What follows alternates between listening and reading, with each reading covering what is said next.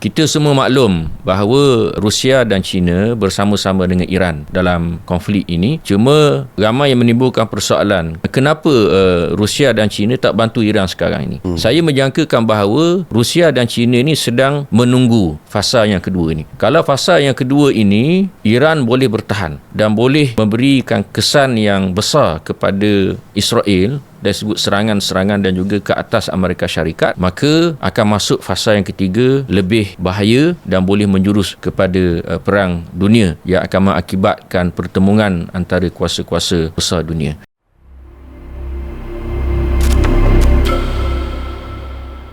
Assalamualaikum warahmatullahi wabarakatuh. Bertemu kembali kita dalam episod yang ke-70 Ulas Sebentar, dan kita masih berada dalam bulan Ramadan dan suhu politik antarabangsa kita saksikan ianya semakin hari semakin mengganas dengan peperangan yang berlaku antara serangan yang telah dilakukan oleh Amerika Syarikat yang bersama dengan Israel menyerang Iran, dan serangan balas daripada Iran sehingga pada hari ini masih berterusan, dan kita masih mengikuti perkembangan semasa apa yang akan berlaku, situasi ketegangan dan politik serantau yang berkaitan khususnya di sebelah Asia Barat, perubahan-perubahan yang kemungkinan akan berlaku dalam tempoh yang singkat ini. Dan untuk episod kali ini kita menjemput khusus bersama dengan kita tetamu sempena dengan Ramadan, seorang yang senantiasa menjadi rujukan dalam isu antarabangsa khususnya berkaitan dengan pandangan dari sudut gerakan Islam, dan ini merupakan pandangan yang penting bagi mereka yang menganut ajaran Islam, yang beriman bukan sahaja dengan situasi politik yang ada, tapi beriman dengan apa yang menjadi sandaran kepada orang Islam, orang yang beriman melalui nas-nas Al-Quran dan juga hadis Nabi Muhammad sallallahu alaihi wasallam. Bersama dengan kita yang berhormat Ustaz Dr. Muhammad Khalil bin Abdul Hadi, yang merupakan pengerusi Lajnah Politik Hal Ehwal Antarabangsa PAS Pusat ataupun Parti Islam se-Malaysia PAS.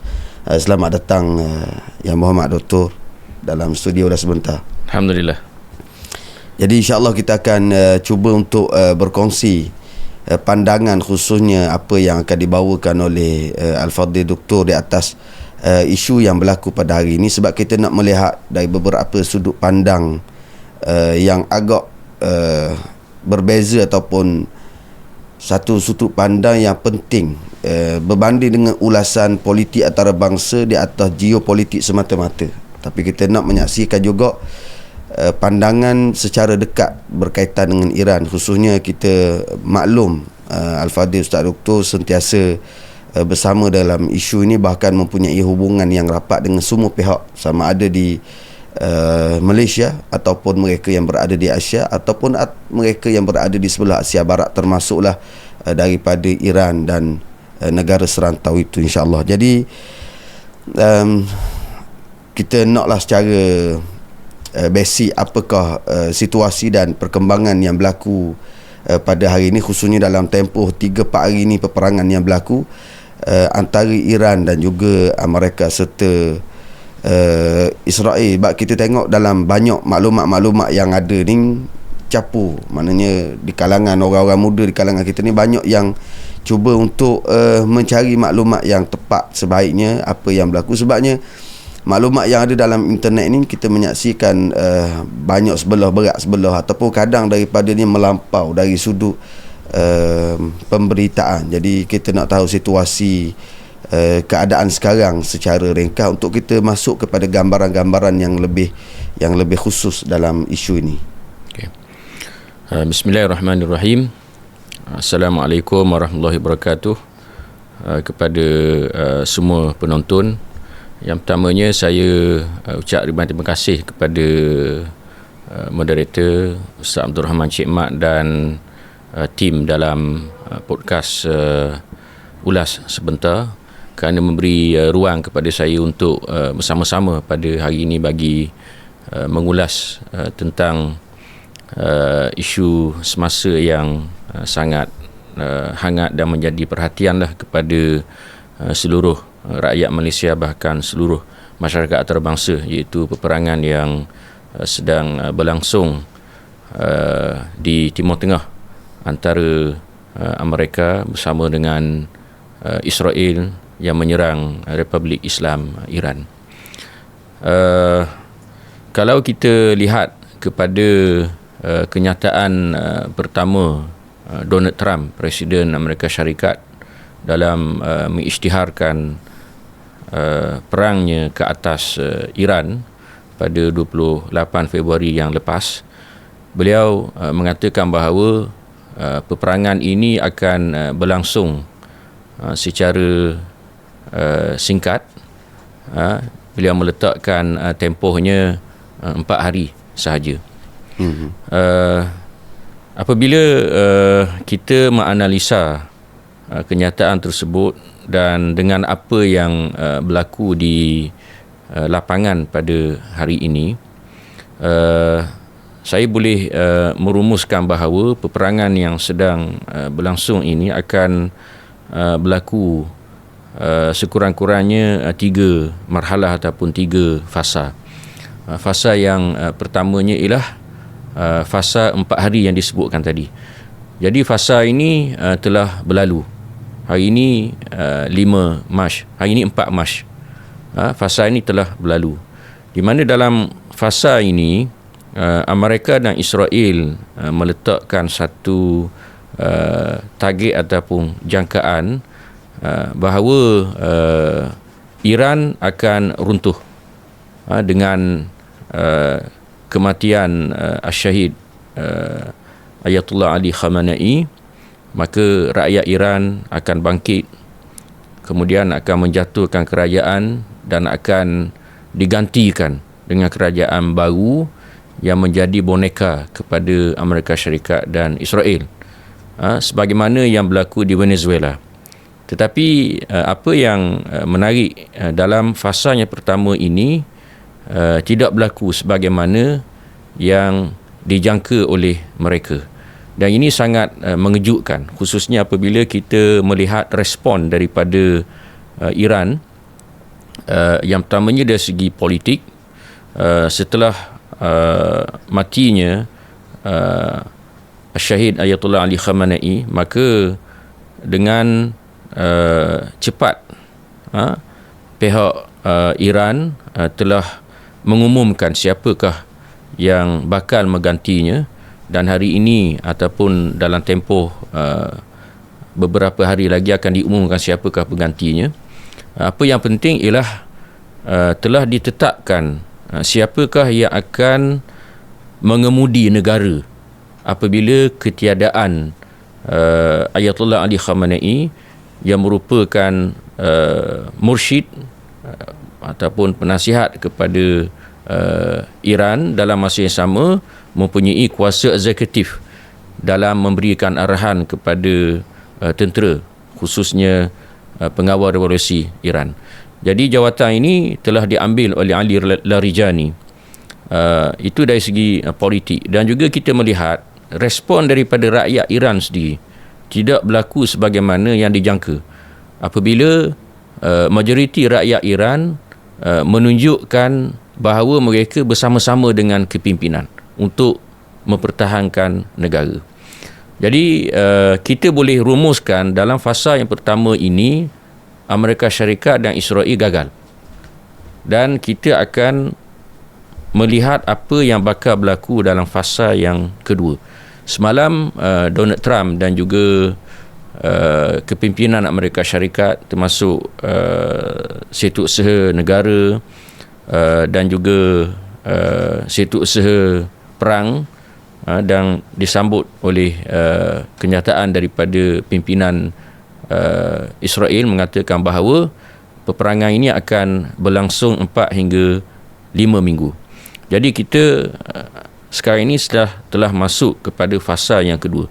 Fasa yang kedua ni satu fasa yang sangat kritikal, di mana dijangka Amerika Syarikat dan Israel akan meningkatkan serangan-serangan ke atas Iran dan akan menggunakan senjata-senjata dan bom-bom peledak yang lebih canggih. Yang mana pihak Iran sendiri juga mempunyai perancangan, dan kita melihat untuk memasuki fasa yang kedua ini, kita menyaksikan Hizbullah telah mengisytiharkan masuk gelanggang dengan melakukan serangan ke atas Israel, termasuklah menghantar drone ke Cyprus yang terletak pengkalan tentera British dan NATO di situ.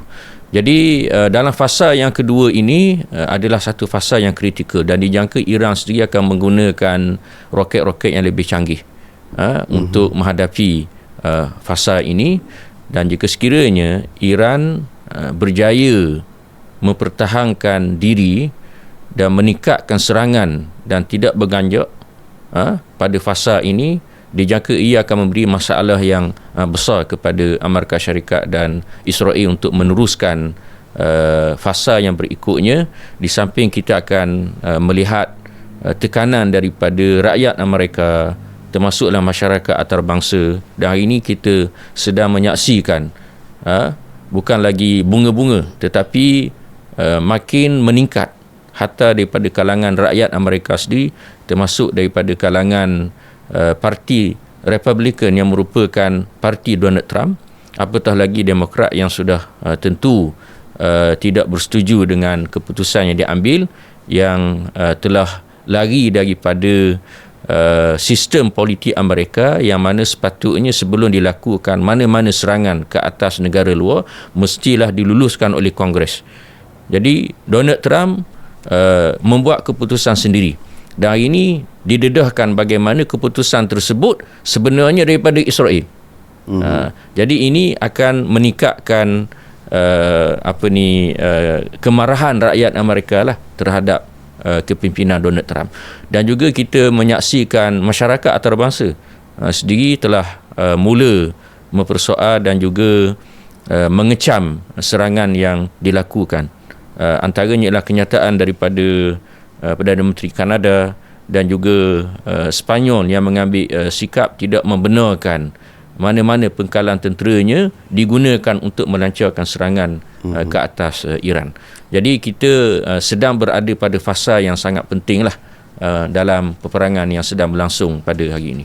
Cuma hari ini nak tahu sejauh bila Ustaz sebut pasal berkaitan dengan senjata tadi, kita tengok hari ini macam-macam berita dan analisis yang membicarakan tentang isu kekuatan persenjataan. Sebab jangkaan 4 hari yang diletakkan oleh Donald Trump itu termasuklah kekuatan mereka untuk menangkis serangan udara yang dilancarkan oleh Iran lah. Cuma setakat ni pelbagai jenis roket yang digunakan oleh Iran, kita tengok melalui video-video masuk sehingga ke dalam Tel Aviv dan tidak mampu ditangkis dan ditapis oleh tentera Israel ini. Sebenarnya dari sudut persenjataan, adakah benar dengan teknologi yang dimiliki oleh Iran hari ini dan juga dengan stok senjata yang masih ada, mereka mampu bertahan untuk peperangan tempoh lama? Sebab kita tahu kalau makan masa yang panjang dengan serangan, kalau kita guna contoh 500 sehingga 1000 setiap hari, roket makin memerlukan jumlah yang terlalu besar. Apatah lagi dalam keadaan Amerika ni mereka mempunyai kekuatan persenjataan yang telah begitu lama. Cuma ada perbezaan dari sudut satunya jumlah, yang keduanya teknologi yang dimiliki oleh keduanya, dan tidak dinafikan bahawa kekuatan Iran dalam peperangan ni ialah drone dan juga roket. Adakah benda ni akan memainkan peranan yang besar di atas perubahan tempoh fasa pertama, fasa kedua yang Ustaz cerita tadi? Saya percaya bahawa kedua-dua pihak telah membuat persiapan yang rapi untuk menghadapi situasi yang ada pada hari ini, sama ada daripada Amerika Syarikat dan juga Israel, dan sudah tentulah Iran. Perang yang berlaku pada tahun lepas, iaitu perang 12 hari, serangan mengejut Israel kemudian Amerika Syarikat ke atas Iran, memberi pengajaran yang besar kepada Iran untuk melakukan persiapan sama ada dari sudut politik, ekonomi maupun persenjataan. Dan kalau kita lihat kepada berita-berita yang kita saksikan, khususnya daripada Iran dan juga proksi-proksinya, kita dapati bahawa Iran melakukan persiapan yang strategik. Antaranya ialah membahagikan roket-roket bukan sahaja mengikut jaraknya, tetapi juga mengikut kemampuan bom yang meledak ataupun bahan api yang meledak daripada roket-roket tersebut. Dan sudah tentu Iran mempunyai persediaan dari sudut menyediakan persenjataan yang strategik untuk menghadapi senario-senario sebagaimana yang kita saksikan pada hari ini. Dan kalau kita membuat analisa, di sana sudah tentu ada kelebihan-kelebihan dan kelemahan-kelemahan kepada Iran. Antara kelebihan kepada Iran ini ialah dia membangunkan teknologi persenjataan yang tidak bergantung kepada pihak luar. Saya membaca satu analisa daripada laman Al Jazeera tahun lepas, dan saya huraikan dalam artikel saya, boleh rujuk dalam page saya, mengatakan bahawa bagaimana Iran membangunkan teknologi roket ini sekian lama, sehingga berjaya membina sistem roket yang mana dimiliki oleh beberapa buah negara sahaja, iaitu Amerika Syarikat, Rusia, China dan sekarang ini Iran. Jadi ini bukan satu pencapaian yang mudah, kerana untuk mencapai tahap tersebut memerlukan kepada kepakaran yang tinggi, kesukuhan yang jitu, dan pelbagai aspek-aspek yang lain. Bagaimana Iran membina teknologi roket ini dengan mengambil daripada North Korea, mengambil daripada Libya dan lain-lain lagi, dan dibuat mengikut sistemnya apa yang disebut sebagai teknologi terbalik yang tidak bergantung kepada teknologi sama ada daripada Barat, Rusia maupun China. Once mereka dapat teknologi ini, maka mereka boleh tambah mengikut jarak yang mereka nak. Kerana itulah salah satu syarat dalam perundingan antara Amerika Syarikat dan Iran, bukan sahaja mesti ditamatkan program nuklear, tetapi juga mesti ditamatkan program roket. Kerana program roket ini satu program yang sangat strategik. Once dia dapat teknologi ini, maka dia boleh tambah jarak mengikut yang dia mahu. Sekarang ini jarak yang paling tinggi sampai ke Israel ialah 2,000 hingga 3,000 km. Jadi kalau dia nak tambah jarak lebih lagi, itu teknologi itu ada dah. Ya, teknologi itu sudah ada. Adapun bom peledak itu dia boleh tambah. Dia nak letak bom peledak apa, dan kita lihat salah satu roket yang digunakan oleh Iran, walaupun ditangkis oleh peluru berpandu penangkis seperti THAAD ataupun Miqla' Daud dan seumpamanya, bila kena roket Iran tu, keluar roket-roket kecil yang mengenai sasaran-sasaran dalam ruang lingkup yang telah ditetapkan. Jadi antara kekuatan Iran juga ialah kekuatan dari segi geografinya. Kalau kita lihat geografi Iran ni dikelilingi oleh gunung-gunung. Maka dalam peperangan ia tidak boleh ditamatkan dengan serangan udara. Memang kita tidak menafikan Amerika Syarikat dan Israel mempunyai teknologi yang tinggi dan canggih dalam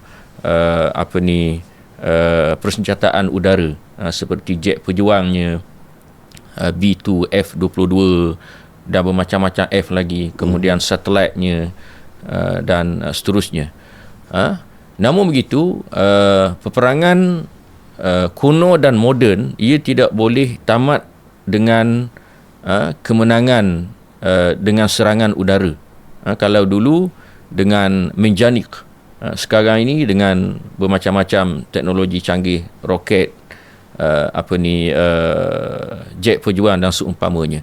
Jadi Ini salah satu kekuatan yang ada pada Iran. Mempunyai geografi yang sangat sukar kepada pihak musuh untuk menghantar tentera darat bagi menakluk Iran. Dalam masa yang sama, salah satu kekuatan Iran juga ialah Iran mempunyai proksi-proksi yang ada di Asia Barat. Dan kita sedang menyaksikan dalam fasa yang kedua ini, Hizbullah yang menjadi proksi kepada Iran telah memulakan serangan kepada Israel. Dan kita melihat bahawa Amerika Syarikat dan Israel sudah tentulah mempunyai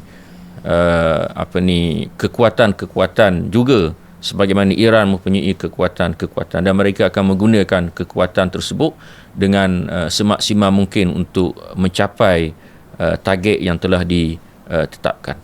Dan menarik, saya tengok dalam tempoh sehari dua ni, antara berita yang menarik yang berlaku semalam ni ialah kekuatan persenjataan roket yang digunakan oleh Iran boleh tembak secara tepat. Dan kita saksikan bukan sahaja lokasi-lokasi seperti kedutaan dan lokasi ketenteraan, tapi termasuklah tempat-tempat yang sensitif bagi senjata Amerika ni, termasuklah pelancar THAAD pun sendiri, kalau ikut berita baca tu, telah juga dihancurkan. Maksudnya teknologi perang pada hari ini tidak perlu kepada orang guna jet juang, tapi hanya kawalan daripada jauh boleh sampai tepat, seolah-olah kita kata tepat sampai kepada poin yang ingin dicapai lah, Ustaz. Ya.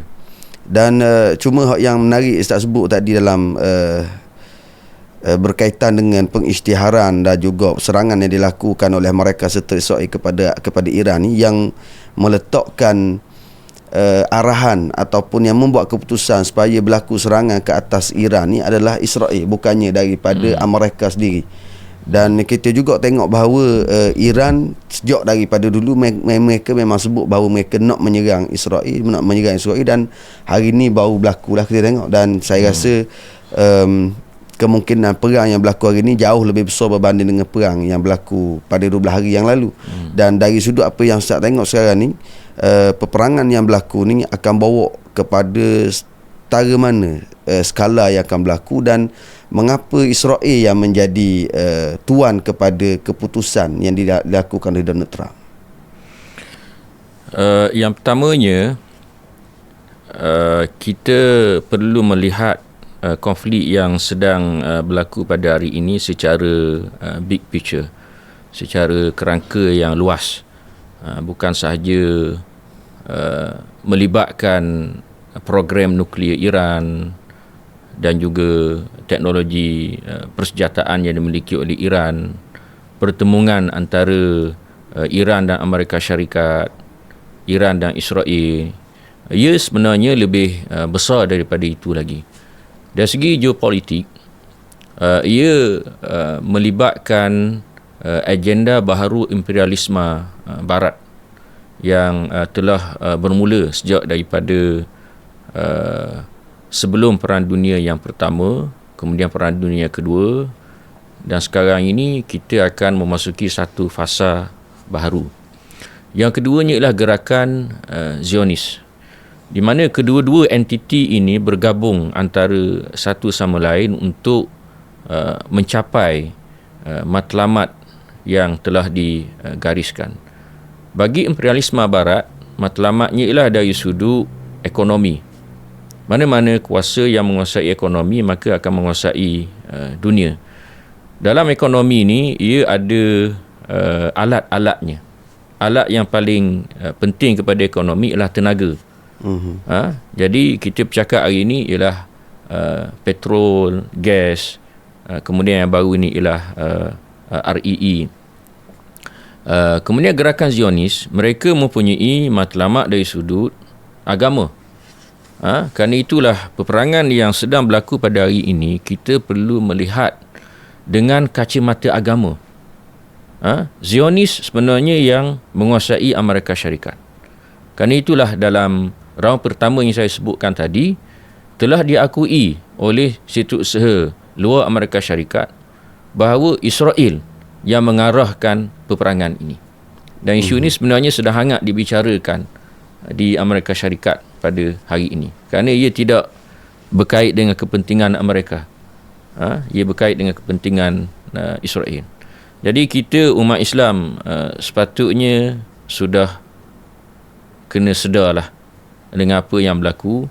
Tak perlu lagi membicarakan tentang perbezaan mazhab Sunni, Syiah. Kita Sunni tak boleh sokong Iran kerana Iran ni Syiah. Sekarang ini peperangan yang sedang berlaku inilah peperangan di atas dasar agama. Islam dan kufur, benar dan batil.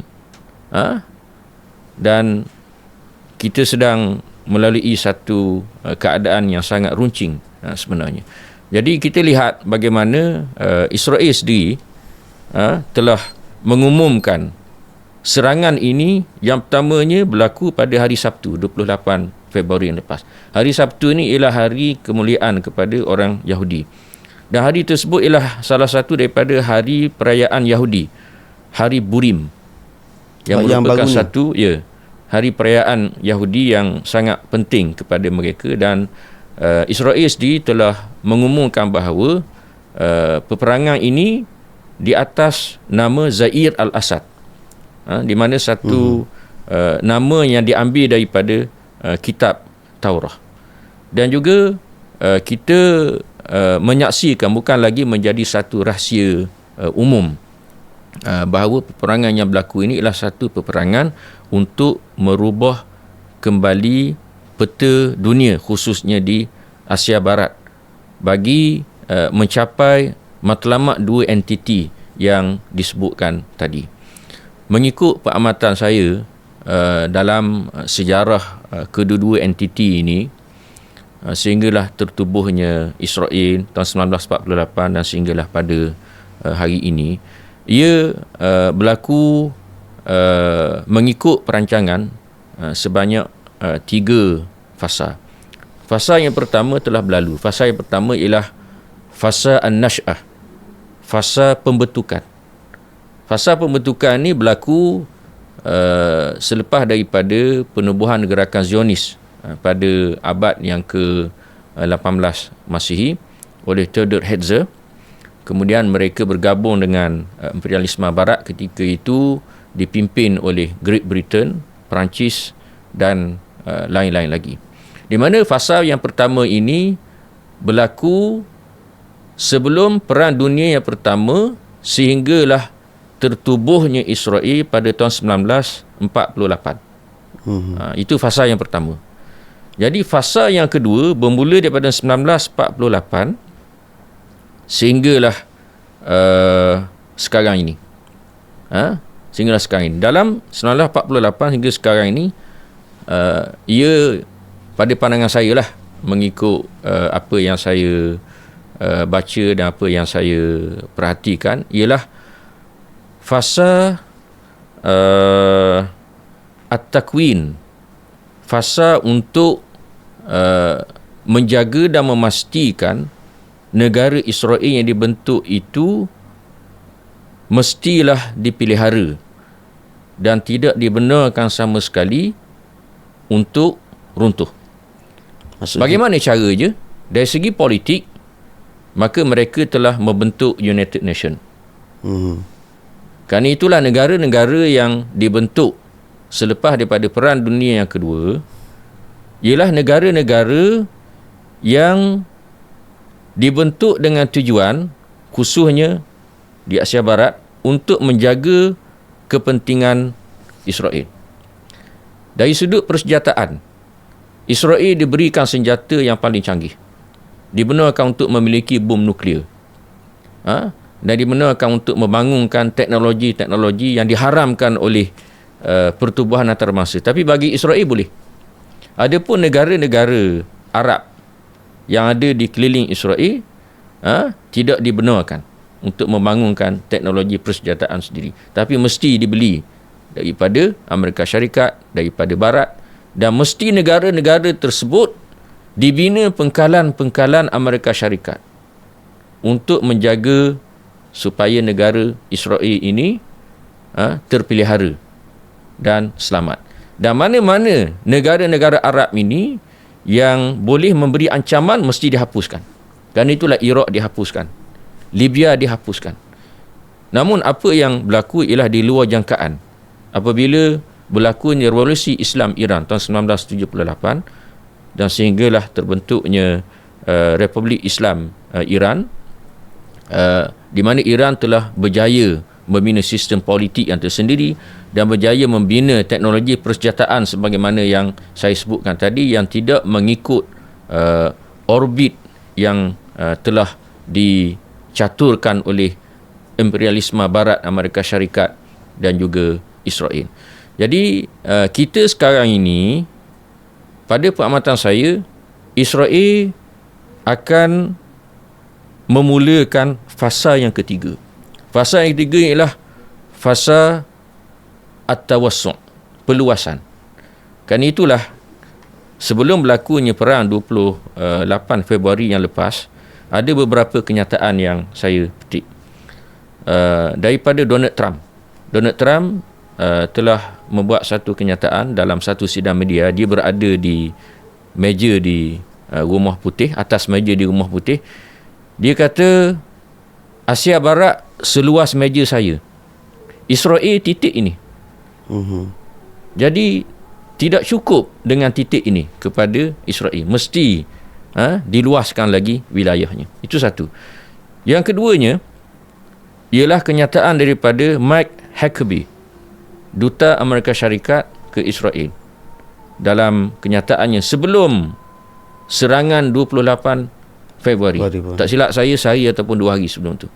Dia mengatakan bahawa negara-negara di Asia Barat ini telah dijanjikan dalam kitab Taurat oleh Tuhan kepada Nabi Ibrahim untuk diberikan kepada orang-orang Yahudi. Kemudian yang ketiga, kenyataan-kenyataan daripada pemimpin-pemimpin negara haram Israel, daripada Benjamin Netanyahu dan pemimpin-pemimpin yang lain, yang mengatakan bahawa peperangan ini adalah peperangan untuk meluaskan wilayah Israel, bukan lagi tebing barat, bukan lagi Baitul Maqdis, bukan lagi Gaza, tapi akan meliputi negara-negara di Asia Barat, yang mana keluasannya kurang lebih 650,000 km persegi. Jaraknya ialah 2,100 km, yang mana ia akan merangkumi Lebanon, Syria, Jordan, Iraq, Mesir, Arab Saudi, Yaman, dan ada pandangan mengatakan bahawa akan meliputi juga sebahagian negara-negara Afrika lain seperti Sudan, Ethiopia, Somalia, Djibouti, Eritrea.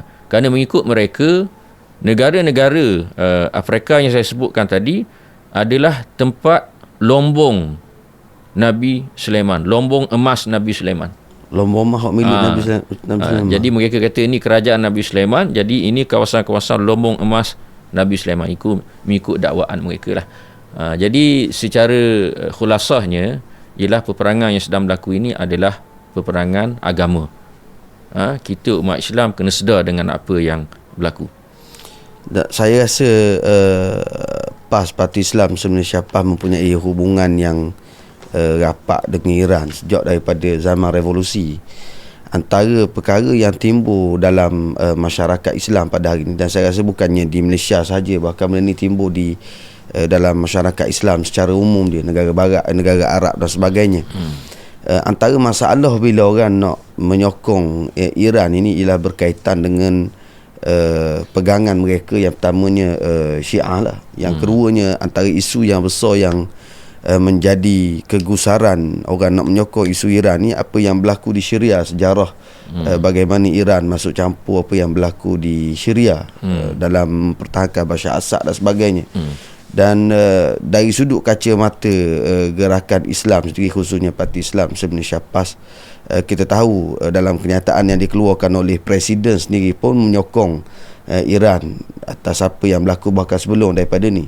Sebenarnya dari sudut gambaran manakah yang diambil oleh Parti Islam Malaysia PAS ini dalam memberikan sokongan penuh dan untuk menjawab segala isu yang berkaitan dengan Iran, pegangan mereka Syiah, doktrin mereka nak bawa ke dalam Sunni, ataupun apa yang berlaku di Syria itu sendiri? Pendirian PAS adalah pendirian kerajaan Malaysia. Selepas terbentuknya Republik Islam Iran sejurus selepas daripada revolusi Islam yang menjatuhkan Maharaja Shah Iran, Malaysia adalah antara negara terawal yang mengiktiraf Republik Islam Iran. Kita perlu memahami struktur apa yang disebut sebagai demografi politik dan sosial politik Iran untuk menjawab persoalan yang disebutkan tadi.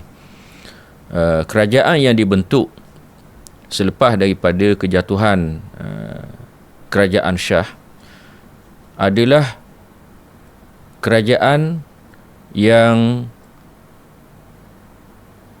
terasnya gerakan Islam Iran. Bila kita sebut gerakan Islam ni, ialah gerakan yang memperjuangkan untuk mengembalikan sebuah pemerintahan yang mendaulatkan Islam. Kerana itulah, kalau kita kaji, Iran majoritinya ialah Syiah. Itu dari sudut mazhab. Syiah ni ialah mazhab politik. Kerana dalam mazhab Islamiyah ini ada mazhab dari sudut akidah, ada mazhab dari sudut fiqh, ada mazhab dari sudut politik. Jadi Syiah ni adalah mazhab dari sudut politik. Perbahasannya panjang. Itu dalam forum lain. Cuma poin yang saya nak sebutnya ialah dalam masyarakat Iran yang bermazhab Syiah, mereka mempunyai beberapa kumpulan-kumpulan dari sudut jalur pemikiran. Yang pertamanya ialah Syiah Iran yang mempunyai fikrah gerakan Islam. Jadi ini yang menjadi teras kepada kerajaan Iran yang terbentuk selepas daripada revolusi Islam Iran. Di mana teras kepada kumpulan yang memimpin Iran ini, yang pertama sekali ialah penyatuan ummah. Umat Islam mesti bersatu tanpa mengira Sunni, Syiah, Mu'tazilah dan jalur-jalur pemikiran baharu yang lain. Mesti bersatu. Yang keduanya ialah pembebasan Palestin. Kerana itulah, kalau kita lihat kenyataan-kenyataan daripada pemimpin-pemimpin rasmi Iran yang mewakili kerajaan, mereka akan fokus kepada dua isu ini. Khususnya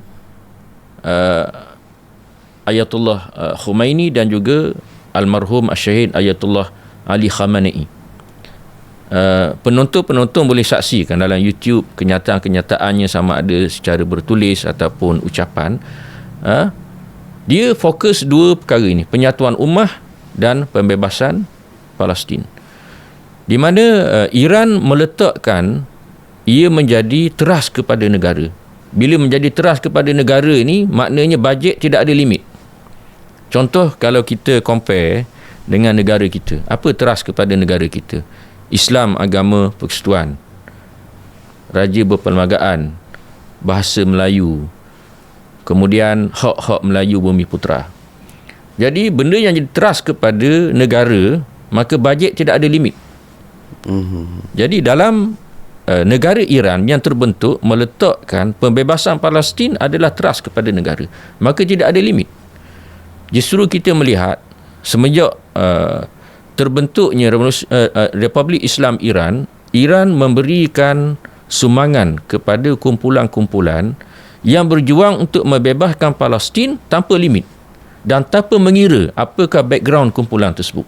Sama ada kumpulan Islam seperti Hizbullah, Jihad Islami, Hamas, termasuklah kumpulan-kumpulan nasionalis seperti PLO, Fatah dan lain-lain lagi.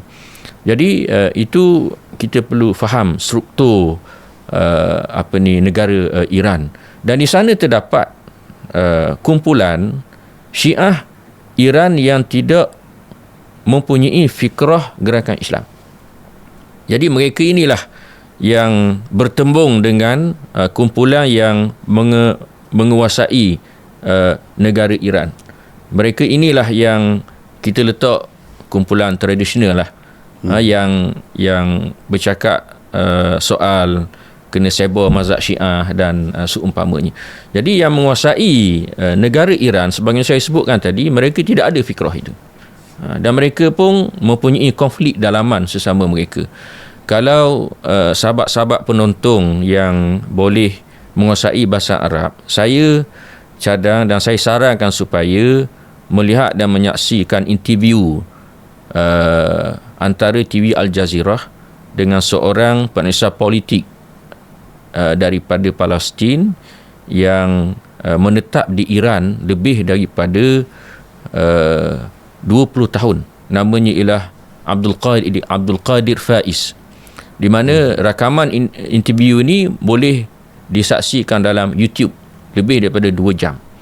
Beliau mengulas tentang poin-poin yang saya sebutkan tadi. Beliau mengatakan bahawa hatta di kalangan pemimpin-pemimpin Iran yang punya fikrah gerakan Islam yang saya sebutkan tadi juga, mereka pun mempunyai perselisihan pandangan. Ada yang mengatakan bahawa jangan fokus kepada pembebasan Palestin kerana dia tidak menguntungkan Iran. Sepatutnya Iran mestilah fokus untuk membina negara. Jadi kita tak peliklah dalam kalangan pemimpin-pemimpin Iran sendiri ada yang disebut sebagai kumpulan reformis. Jadi kumpulan reformis ini seperti bekas Presiden Iran Rouhani, Jawid Zarif, bekas Menteri Luar Iran, yang mana mereka ini sangat vokal dalam menyatakan pandangan mereka tidak bersetuju dengan pendekatan Iran untuk memberi fokus kepada isu-isu luar, khususnya pembebasan Palestin. Sepatutnya fokus untuk membangunkan negara. Tapi yang dominan dalam kerajaan Iran ialah sebagaimana yang saya sebutkan tadi, di mana apa yang sedang berlaku ini ialah satu perkembangan yang sangat menarik dan menjadi jatuh bangun hidup mati Iran dan juga Israel. Kerana itulah peperangan yang sedang berlaku ini ialah peperangan yang sangat penting dalam menentukan hala tuju dunia dalam tempoh 100 tahun akan datang. Dan kita sedang menyaksikan pemetaan baharu sedang berlangsung dan sedang berlaku, yang mana kemungkinan akan berlaku perubahan-perubahan kerajaan di negara-negara Arab sendiri yang sedang dirancang oleh mereka, dan sebenarnya ia sudah menjadi rahsia terbuka bagi mereka bahawa sistem yang ada ni mestilah di setting semula. Macam kita guna handset lah kan, kita guna handset, bila kita download banyak apps apa semua, dia sampai satu tahap dia jadi hang, jadi perlu diformat semula. Jadi bagi mereka, sistem yang ada pada hari ini telah tamat tempoh, perlu diformat semula dari segi sistem politiknya, ekonominya, dan lain-lain lagi. Dengan terdedahnya fail Jeffrey Epstein sebagai contoh yang mendedahkan banyak perancangan-perancangan mereka, dan juga dengan penubuhan majlis peace yang dibentuk oleh Amerika, khususnya Donald Trump, untuk membangunkan Palestin dan negara-negara yang berkecamuk. Ia jelas satu perancangan ke arah itu. Menimbulkan persoalan, apa peranan United Nations, apa peranan Majlis Keselamatan United Nations dan seumpamanya jika sekiranya majlis ini diwujudkan. Jadi ini menunjukkan bahawa bunga-bunga ke arah mereka nak format semula sistem-sistem yang ada pada hari ini. Mana riset untuk kepentingan Israel. Ya. Dan saya rasa banyak lagi benarnya soalan yang kita nak tanya ni. Cuma saya nak minta Ustaz Dr. Ulah berkaitan dengan fasa ketiga peperangan tu, sebab tadi kita sebut fasa pertama, kedua. Cuma kita nak dengar fasa ketiga, jangkaan-jangkaan yang kemungkinan berlaku dalam perang ni lah, sebab ia menggusarkan seluruh orang Islam. Sebab kalulah kata Iran ni tewas dalam peperangan ni, kita rasa macam seolah-olah tidak ada kumpulan yang ataupun negara secara khususnya yang mampu memberikan sokongan sebagaimana yang Iran berikan kepada para pejuang yang berada di Gaza secara khususnya ataupun di Palestin secara umumnya. Ya. Pada pandangan saya, dalam fasa yang kedua ini dia akan terus berkembang. Hari ini kita telah lihat Hizbullah masuk gelanggang. Kemudian pada jangkaan saya, dalam fasa yang kedua ini ia akan terus berkembang. Pihak-pihak lain yang akan masuk gelanggang seperti Hamas, Jihad Islami dan lain-lain lagi. Dalam fasa yang kedua ini juga kita akan melihat apa reaksi daripada negara-negara lain, khususnya negara-negara Eropah Barat. Jika sekiranya negara Eropah masuk campur, maka ia akan menjadi konflik yang lebih luas dan akan menjurus kepada fasa yang ketiga. Kita semua maklum bahawa Rusia dan China bersama-sama dengan Iran dalam konflik ini. Cuma ramai yang menimbulkan persoalan kenapa Rusia dan China tak bantu Iran sekarang ini. Saya menjangkakan bahawa Rusia dan China ini sedang menunggu fasa yang kedua ini. Kalau fasa yang kedua ini, Iran boleh bertahan dan boleh memberikan kesan yang besar kepada Israel dari segi serangan-serangan dan juga ke atas Amerika Syarikat, maka akan masuk fasa yang ketiga lebih bahaya dan boleh menjurus kepada perang dunia yang akan mengakibatkan pertemuan antara kuasa-kuasa besar dunia. Dan kita perlu memahami bahawa China menjadi ancaman yang paling besar kepada Amerika Syarikat, khususnya dari sudut ekonomi. Kerana China bukan sahaja memiliki teknologi persenjataan yang canggih, tentera yang kuat, yang boleh menandingi Amerika Syarikat. Bahkan yang lebih penting ialah penguasaan ekonomi yang dimiliki oleh China. Nadi kepada ekonomi ini ialah petro dan gas. Sebahagian, kalau tak silap saya lah, saya tak ingat fakta itu, tapi bagi saya lebih daripada 50% minyak dan gas yang digunakan oleh China dibeli daripada Iran. Jadi jika sekiranya Iran jatuh, mereka akan menguasai beserta dengan Israel, maka ini akan beri impak yang besar kepada China.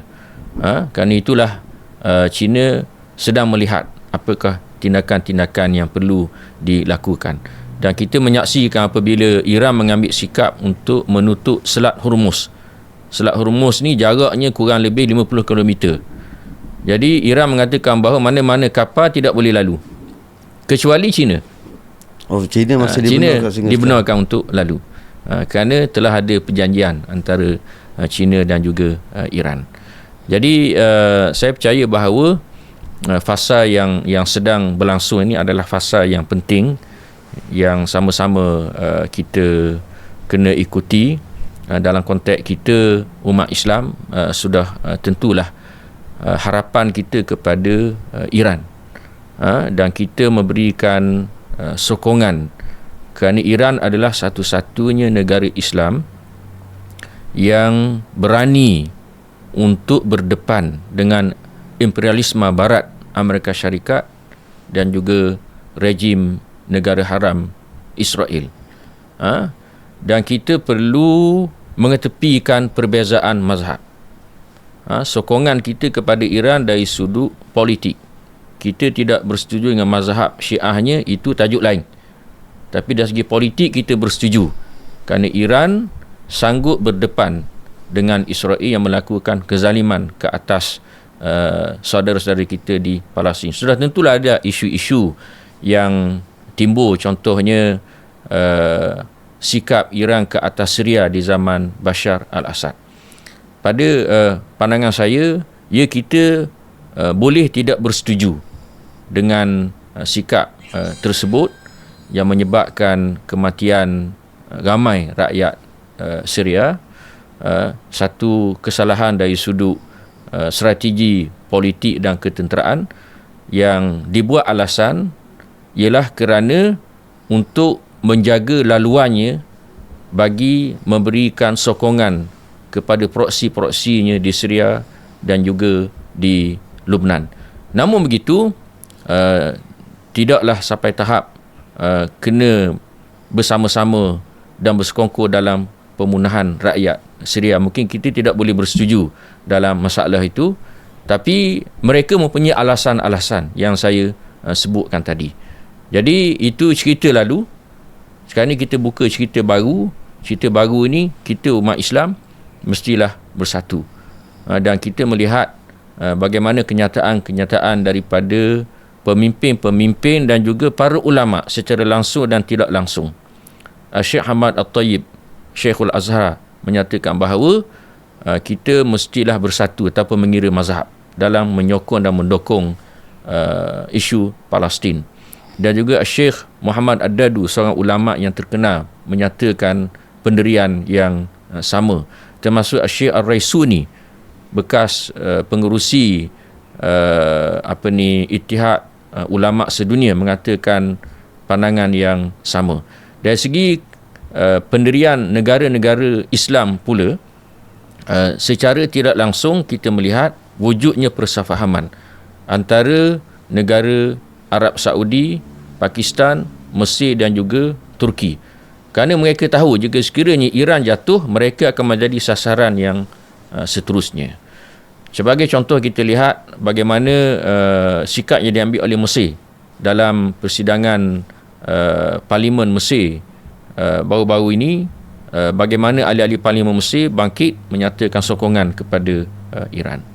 Jadi apa yang berlaku adalah satu situasi yang sangat-sangat serius dan penting untuk kita ikuti, dan kita kena doakan mudah-mudahan konflik yang berlaku ini akhirnya akan memihak kepada kita umat Islam, insya-Allah. InsyaAllah. Saya rasa panjang dah tu ulasan daripada Al-Fadhil Ustaz atas apa yang berlaku, dan InsyaAllah kalau ada peluang kita jemput lagi Al-Fadhil Ustaz bersama dengan kita dalam mengupas isu-isu yang berlaku ni, dan kita mengambil peluang ni juga untuk semua penonton kalau nak mengikuti tulisan-tulisan dan ulasan yang dibuat oleh Al-Fadhil Ustaz Doktor ni, boleh pergi kepada page Ustaz sendiri, page Ustaz Muhammad yang berhormat Ustaz Dr. Muhammad Khalil. Boleh tengok page tu dan boleh like serta share lah. Dan insyaAllah kita juga mengucapkan jutaan terima kasih kepada semua yang terus memberi sokongan kepada kita, dan kita mengharapkan isu yang berlaku ini akan menyatukan umat Islam dan akan memberikan kekuatan kepada umat Islam dalam untuk melawan musuh yang menentang kita ni, bukan atas dasar politik semata-mata, tapi atas dasar agama untuk menghancurkan ajaran Islam, insyaAllah. Jadi kita menutup pertemuan kita pada kali ini dengan ucapan yang ditinggalkan oleh Abu Ubaidah dalam setiap kali ucapan yang diberikan oleh beliau, innahu la jihadun nasrun aw istishhad, sesungguhnya jalan yang diambil ini merupakan jalan jihad, sama ada kita mendapat kemenangan di sisi Allah Subhanahu wa taala ataupun kita diberikan syahid pada Allah oleh Allah Subhanahu wa taala, insya-Allah. Wallahu a'lam.